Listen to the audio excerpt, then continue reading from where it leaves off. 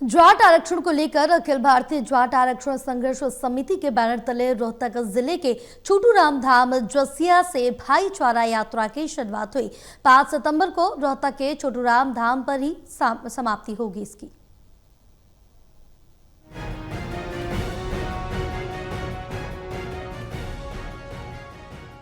जाट आरक्षण को लेकर अखिल भारतीय जाट आरक्षण संघर्ष समिति के बैनर तले रोहतक जिले के छोटूराम धाम जसिया से भाईचारा यात्रा की शुरुआत हुई। 5 सितंबर को रोहतक के छोटूराम धाम पर ही समाप्त होगी।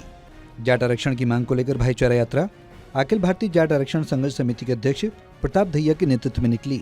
यशपाल मलिक संयोजक अखिल भारतीय जाट आरक्षण संघर्ष समिति ने हरी झंडी दिखाई। फरीदाबाद से सम्मेलन से जाट आरक्षण की शुरुआत होगी। ये भाईचारा यात्रा हरियाणा के हर हल्के में जाएगी।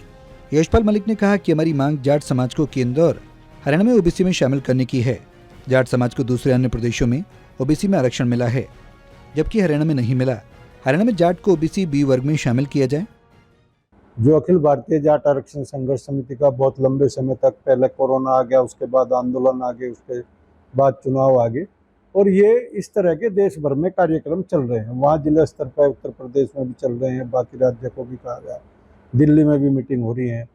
तो यहाँ ये पूरे राज्य में यात्रा निकलेगी। प्रताप दहिया जी के नेतृत्व में पहला सम्मेलन सेक्टर 3 फरीदाबाद में है, और उसके बाद अगला फरीदाबाद की दूसरी विधानसभाओं पे है, और उसके बाद फिर पलवल, होडल और नूह, मेवात, रिवाड़ी, इस तरह से उसका रूट तय किया गया। खुद प्रधानमंत्री ने जाटों को 2015 में आरक्षण देने का वादा किया था। ऐसा नहीं है कि ये जाटों के साथ इस सरकार ने वादा खिलाफी की। अन्य जातियों के साथ जैसे पटेल और गुर्जर समाज को भी आरक्षण को लेकर बहकाने का काम किया। उन्होंने एक बार फिर से कुमारी शैलजा को जाट को आरक्षण नहीं देने का आरोप लगाया। वहीं यशपाल मलिक ने हवा सिंह सांगवान, खाप और राजकुमार सैनी को जाट हिंसा का दोषी बताते हुए कहा कि 2016 जाट आंदोलन सही नेतृत्व की बिना हिंसा हुई। इस सरकार ने अपने स्वार्थ के लिए 35 और एक जाट को अलग करने का काम किया। हरियाणा में जाट और गैर जाट हैं, जबकि यूपी में अलग लोगों को बांटने का मुद्दा है। ये हर राज्य में किसी न किसी को बांटने का काम करते हैं। इस बार हम प्रदेश के सभी वर्गों के लोगों के साथ लेकर एक भाईचारा यात्रा के माध्यम से समझाने का काम करेंगे। हमारी मांग है जाट को ओबीसी बी वर्ग में शामिल किया जाए।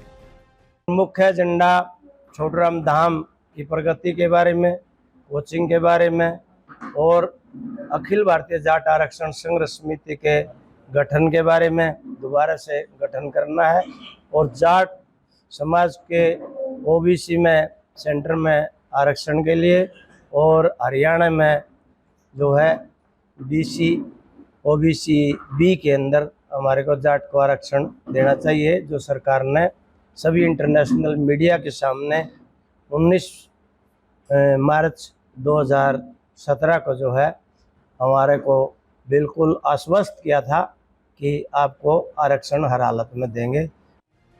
बहरहाल देखना होगा जाट आरक्षण को लेकर इनकी यात्रा कितनी सफल होती है। रोहतक से सुरेंद्र सिंह की रिपोर्ट, टोटल टीवी।